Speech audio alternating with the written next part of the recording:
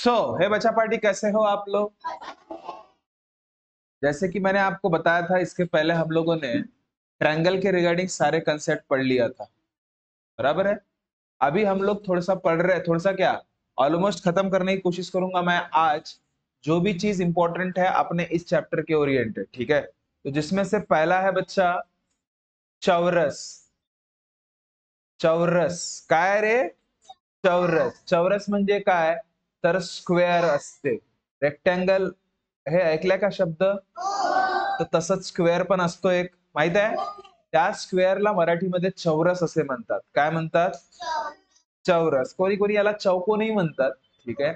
आता बघा चौरसची खासियत काय, ज्याला आपण स्क्वेअर असे म्हणतोय, तो दिसायला बाळा बिलकुल कसं असते माहित आहे का? दिसायला मस्त असा असते. कसा असते?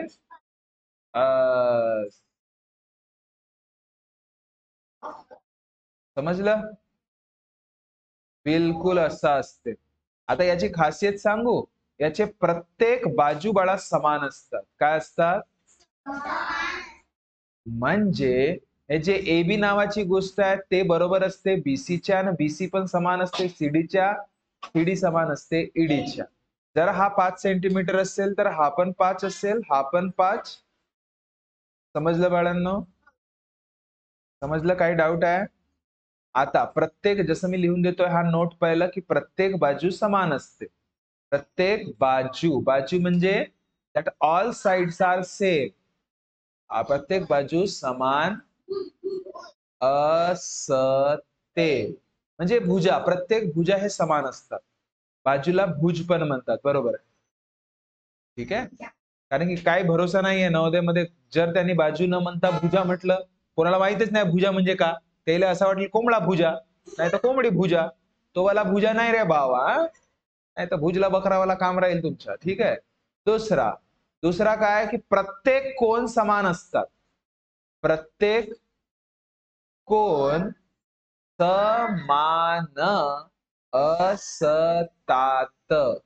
आता प्रत्येक कोण समान असतात म्हणजे भाऊ, प्रत्येक हे जे असतात ना, कोण म्हणजे माहित आहे ना रे, हे कोणत्यामध्ये असलेले प्रत्येक हे जे काही तुम्हाला दिसत आहे, हे प्रत्येक समान असतात, आणि ते पण 90 डिग्रीचे असतात, समान असतात आणि 90 डिग्री असतात, ठीक आहे।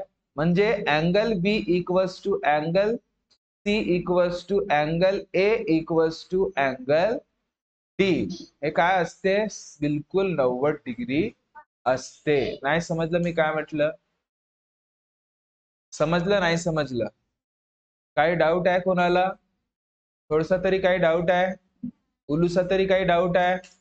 नाव आता हे समजलं, हे हे खूप महत्वाचे आहे, हे लक्षात ठेवायचं, ठीक आहे। आणि एक अजून गोष्ट माझ्याकडून तुम्हाला सांगून देतोय, की प्रत्येक कोणांची बेरीज, प्रत्येक, जसं त्रिकोणामध्ये प्रत्येक कोणाची बेरीज काय होती बाळा? प्रत्येक कोणांची बेरीज काय होती आकांक्षा त्रिकोणामध्ये? 180। गुड। तर असंच इथे प्रत्येक कोणांची बेरीज, बेरीज इथे चौरसामध्ये बेरीज ही 360 डिग्री असते। किती असते? 360। म्हणजे प्रत्येक angle A plus angle B plus angle C plus angle D he 360 degree असते। समजला? म्हणजे हा हा आणि हा दिलाय, हा विचारलं तरी तुम्ही सांगू शकता 360 मधून या प्रत्येकाला मायनस केल्या असता, ठीक आहे। हे करू आपण एक्झाम्पल तशा पद्धतीचे, जेव्हा केव्हा आपण सपोज अभ्यास करणार आहोत तसा, ठीक आहे। समजलं का बाळांनो इथपर्यंत? ठीक आहे। तर यामध्ये बघा, याचं क्षेत्रफळ चौरसाचा, चौथा पॉइंट यामध्ये काय आहे? चौरसाचा क्षेत्रफळ। आता चौरसाचा क्षेत्रफळ म्हणजे काय रे बाळा? Area of square.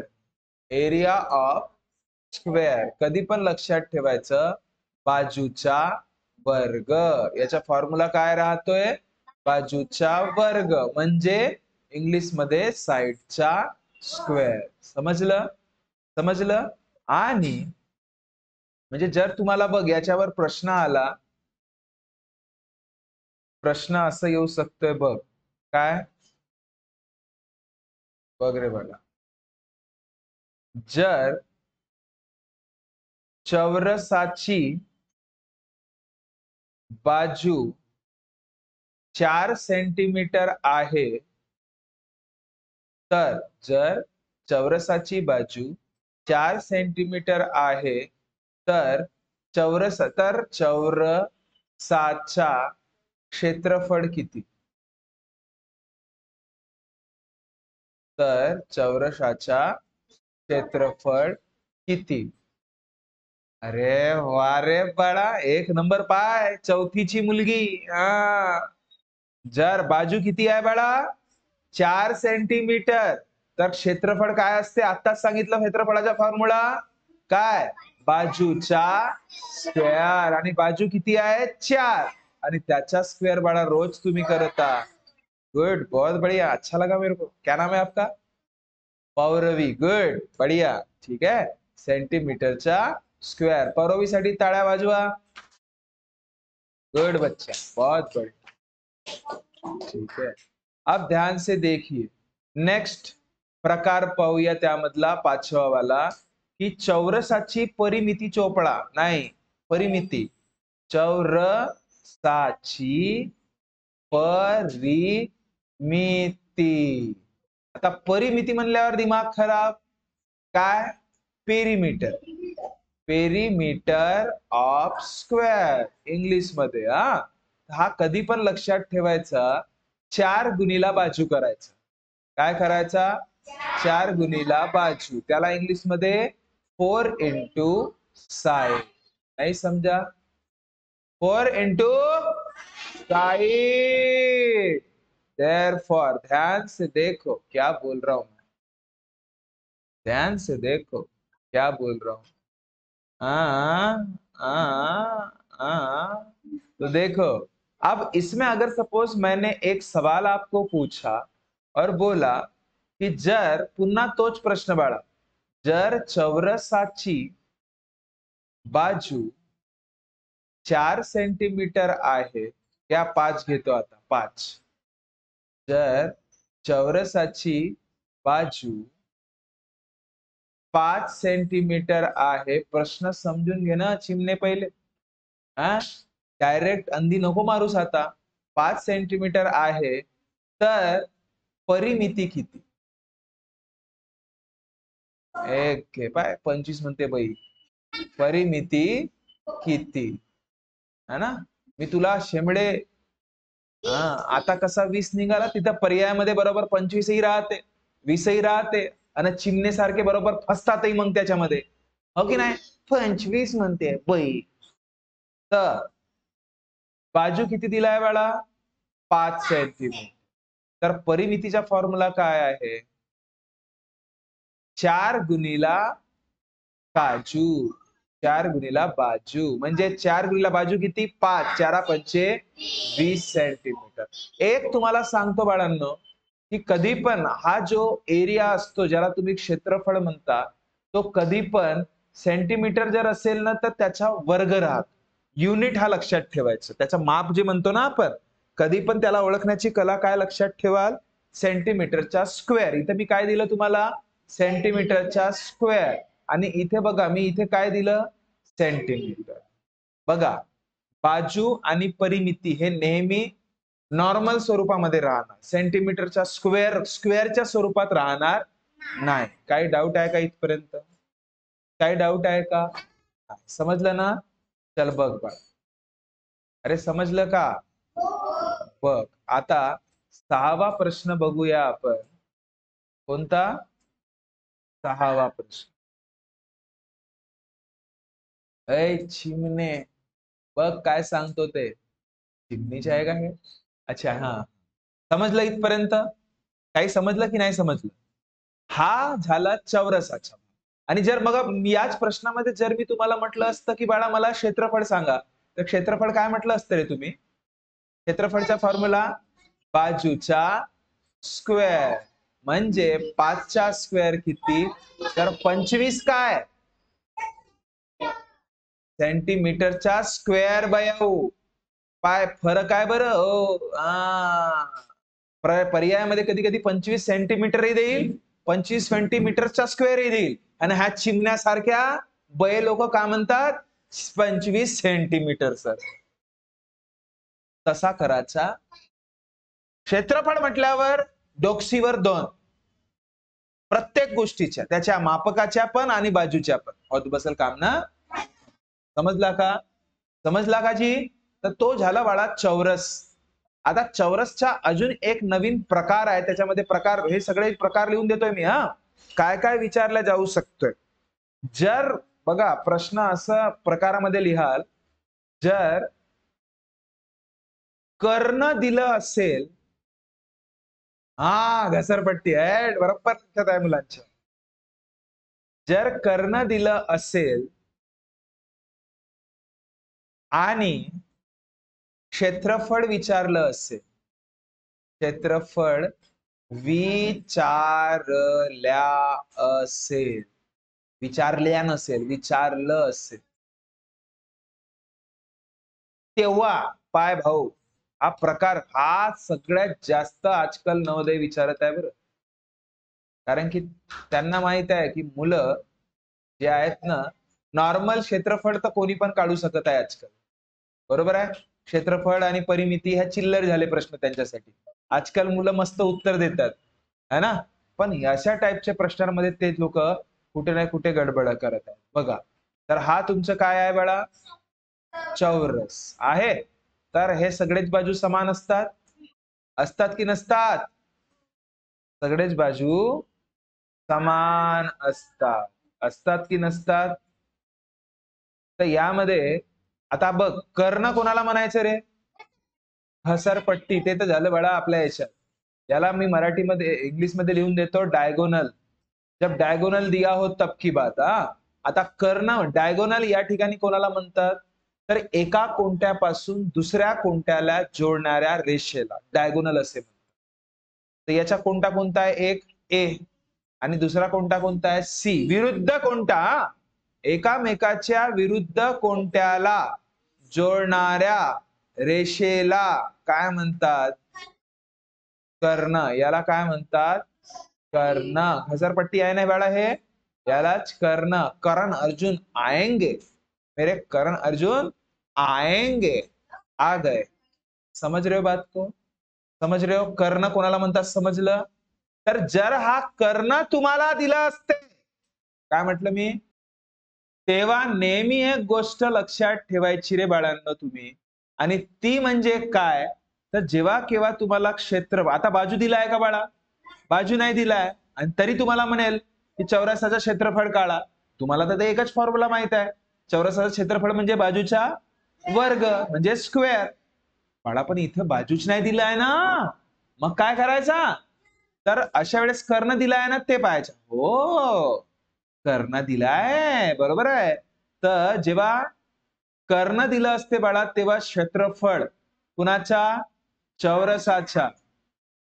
चौरसचा क्षेत्रफळ नेहमी लक्षात ठेवायचा, कर्णाचा वर्ग डिवायडेड बाय 2. समजला मी काय म्हटलं बाळा, कर्णाचा वर्ग डिवायडेड बाय 2. हे सगळे फॉर्म्युले लिहिणं चालू करा आता तुम्ही. समजलं ना. टेबल स्क्वेअर क्यूबच्या सोबत जे जे गोष्टी आपण आता अभ्यास करतोय, ह्या सगळ्या गोष्टी तुम्हाला पाठच पाहिजे आता ना, लिहिलेलंच पाहिजे मला. ठीक आहे, हे लक्षात घ्या. आता बघ यावर एक एक्झाम्पल घेतो म्हणजे तुम्हाला समजून घेणार.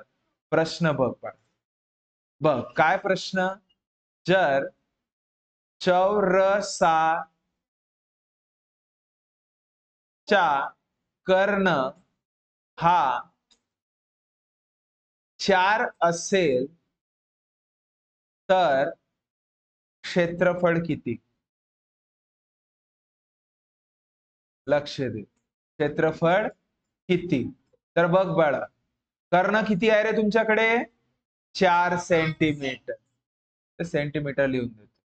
तर क्षेत्रफळ काढायसाठी काय फॉर्म्युला करावा लागेल, ए बाळा पहिले फॉर्म्युला सांग. कर्णाचा स्क्वेअर डिवायडेड बाय 2. तर कर्ण आहे किती आपल्याकडे 4, त्याचा स्क्वेअर डिवायडेड बाय 2. आता 4चा स्क्वेअर करण्यापेक्षा 4 × 4 असं लिहिलं तर काही फरक पडेल का बाळा? कारण की स्क्वेअर असणे, डोक्यावर 2 असणे म्हणजे ती संख्या 2 वेळा गुणाकारामध्ये असणे. तर फालतू त्याला गुणाकार करण्यापेक्षा तसंच मी ठेवलं तर काही फरक पडेल का? आणि बे एकन बे दुर्री आणि 4 × दुर्री तुमचा उत्तर 8 सेंटीमीटरचा. हा, तो जरूर लिहायचा बाळा. सेंटीमीटरचा स्क्वेअर. तुमच्या त्या पर्यायामध्ये या सेंटीमीटर आणि सेंटीमीटरच्या स्क्वेअरच्या स्वरूपामध्येच तुमच्यासोबत ते लोक बघा तुमच्यासोबत कुठे ना कुठे खेळ खेळण्याचा प्रयत्न करतील. कारण की त्यांना माहित आहे की मुलं कुठे चुकणार आहेत ते. म्हणून तुम्ही मस्त 8 तर उत्तर काढता, पण या या हे काय म्हणतात रे, एकक हे जे त्यांचे मापक असतात ना बाळा, त्यामध्ये कुठे ना कुठे गलती करतात. तर एरियामध्ये नेहमी लक्षात ठेवायच्या मापकाच्या डोक्यावर पण स्क्वेअर असते. समजलं काय म्हटलं? समजलं काय म्हटलं? काही डाऊट आहे कोणाला इथपर्यंत? आता बघा याचाच एक वेगळा प्रकार आहे. बघा चौरसाचे किती सारे प्रकार आपण अभ्यास करून टाकले बरं. ठीक आहे, व्यवस्थित नोट बनवून ठेवून द्याल तुम्ही. आणि नेक्स्ट प्रकार बघा, आता हा शेवटचा प्रकार घेऊया. ठीक आहे, बघा नेक्स्ट प्रकार असा आहे की जर चौरसाची बाळा बघ बाजू दिली असेल आणि करण्या विचारलं असेल, म्हणजे बाजू म्हणजे काय बाळा? साइड दिलं असेल आणि कर्ण म्हणजे काय बाळा? डायगोनल विचारलं असेल, तेव्हा काय करायचं रे भगवान? म्हणजे बघ असा तुम्हाला दिला आहे प्रश्न. प्रश्न म्हणजे उत्तर पाय ना तो बया. हा, जर तुम्हाला साइड दिलेली आहे हे 4 सेंटीमीटर, 4 सेंटीमीटर, 4 नाही म्हणू 5 म्हणू, नेहमी 4च घेतो आपण. हे सगळे 5च आहेत बाळा. तर हा कर्ण तुम्हाला विचारलं ए आणि सी. ठीक आहे, ए सी सांगा म्हटलं त्यांनी, तर मग काय करायचं? तर अशा वेळेस फॉर्म्युला लक्षात ठेवाल की कर्ण म्हणजे डायगोनल हा कधी पण √2 बाजू असते. काय असते? √2 बाजू. इंग्लिश मध्ये काय? √2 साइड. समजलं का बाळा? समजलं का? ठीक आहे, आता मी प्रश्न तुम्हाला देतोय बघा. काय इथे नेहमी लक्षात ठेवाल कर्ण हा √2 बाजू असते. समजला का काजू? ठीक आहे, तर आता बघ याचा एक प्रश्न घेऊन घेतोय म्हणजे तुम्हाला समजायला बरं राहणार. याचा प्रश्न बघ बाळ. याचा प्रश्न असं की जर चौरसाची बाजू 5 सेंटीमीटर आहे आणि आहे तर जर चौरसाची बाजू 5 सेंटीमीटर आहे तर चौरसाची बाजू 5 सेंटीमीटर आहे तर कर्ण सांगा. प्रश्न समजलं? बाजू म्हणजे साइड असते आणि कर्ण म्हणजे डायगोनल. तर डायगोनल बद्दल विचारत आहे बाळा तुम्हाला. ठीक आहे, तर बघा असा हा स्क्वेअर आहे. ठीक आहे, आता बघ हा 5 सेंटीमीटर दिलेचे आहेत सगळे. ठीक आहे, आणि हा तुम्हाला कर्ण विचारत आहे सांगा म्हणते. तर आताच फॉर्म्युला सांगितलं. कर्ण म्हणजे काय बाळा? तर √2 × बाजू. तर बाजू किती आहे? 5 × √2. बस झालं तुमचं उत्तर. याच्या व्यतिरिक्त जास्त दिमागच नाही याच्यामध्ये. खतम. बस समजला का? झालं उत्तर. हा, काही डाउट? बस क्लियर? तो चलो सामने बढ़ते हैं बड़ा. अभी हम लोग रेक्टेंगल पढ़ते. क्या पढ़ते? रेक्टेंगल. रेक्टेंगल हा शब्द तुम्ही ऐकला असणार. त्याला मराठीमध्ये आयत असे म्हणतात. काय म्हणतात? आयत. तो रेक्टेंगल के बारे में पढ़ते हैं बाड़ा अभी. आयत जिसे हम लोग बोलते हैं, क्या बोलते हैं? आयत. अब आयत में एक चीज याद रखना कि आयत रहता कैसा है पता है ना सभी को। अब थोड़ा सा डायग्राम निकाल के देता मस्त वाली। ओ माय गॉड, पीलू पीलू दिख नहीं रहा होगा बराबर। अच्छा, दिख नहीं रहा होगा बराबर, तो कोई दिक्कत नहीं, उसको लालू कर देते। आजा लालू, अब तो दिख रहा है लालू। तो देखो इसमें, जैसे आपने इसके पहले देखा था स्क्वायर को बड़ा, उसमें तो कहीं ना कहीं वो बड़ा अजीबोगरीब था, बिल्कुल सेम था। इसमें मस्त पे की एक लेंथ है, एक ब्रेथ है। अरे क्या है सर, ये क्या बोल रहे हो आप? बड़ा ज्या ठिकाणी लांबी, ज्याला तुम्ही लेंथ असे म्हणता इंग्लिश मध्ये, आणि ज्या ठिकाणी रुंदी, रुंदीवाला, उंची नाही, इथे उंची नसते, रुंदी म्हणजे ब्रिथ असे म्हणतात। ठीक आहे, या कन्सेप्टला म्हणजे बघा काय म्हणतात, आयत म्हणजे रेक्टँगल असं म्हणतात। नाही समजला का? काय म्हणतात? रेक्टँगल काय म्हणतात? रेक्टँगल, आयता, आयत। बस बस, बिलकुल बिलकुल तुझ्यासारखाच है ना। तर बघा याची खासियत बघूया आता आपण मस्तपैकी, याची खासियत बघूया हा? बघ बाळा, याचं पहिलं नोट बघूया की विरुद्ध बाजू म्हणजे अपोजिट साइड, विरुद्ध बाजू म्हणजे opposite side are equal, opposite sides are equal म्हणजे समान असतात। अपोजिट साइड्स आर समान असतात, समान म्हणजे इक्वल असतात। इंग्लिश वाल्यांना समजत आहे बरोबर? अपोजिट साइड्स आर इक्वल, ठीक है, मानोगे बात को?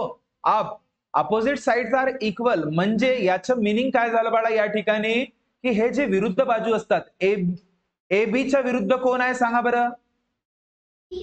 गुड, तर हे दोन्ही कोणते? हा, डीसी। तर एबीच्या विरुद्ध डीसी, जर एबी बाळा 4 सेंटीमीटर आहे तर मग डीसी पण किती राहणार? 4। समजलं? काही डाऊट आहे? तर तसंच आता बघ, एडीच्या विरुद्ध कोण आहे रे? हे काय असतात, एकामेकाच्या विरुद्ध बाजू काय असतात? समान असतात। आणि यामध्ये जसं विरुद्ध बाजू समान असतात, तसंच प्रत्येक कोण हा समान असून, समान, आता कोण म्हणजे काय होते जी? दिमाग खराब। कोण म्हणजे काय होते सांग ना, थोडा समजते म्हणलास ना? अँगल, कोण म्हणजे अँगल हा समान असतात, आणि समान असून असतात, आणि ते प्रत्येकी 90 डिग्रीचे असतात। किती असतात? म्हणजे angle A equals to angle B equals to angle C equals to angle D equals to 90 degree. म्हणजे हा असं चिन्ह, असं चिन्ह, असं चिन्ह, असं चिन्ह। समजलं का बाळांना? सगळ्यांना? तर बघा याचं क्षेत्रफळ, आयत म्हणजे रेक्टँगल चा क्षेत्रफळ। आता क्षेत्रफळ म्हणजे काय होते जी? एरिया होते जी। समजला का जी? काही डाऊट आहे का जी?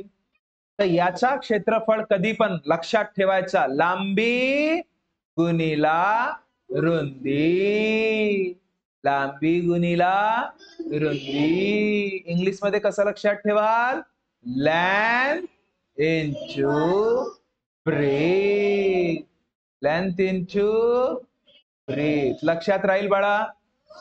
फॉर्म्युला तोंडपाठच ठेवायचा भाऊ, फॉर्म्युला तोंडपाठच ठेवणे.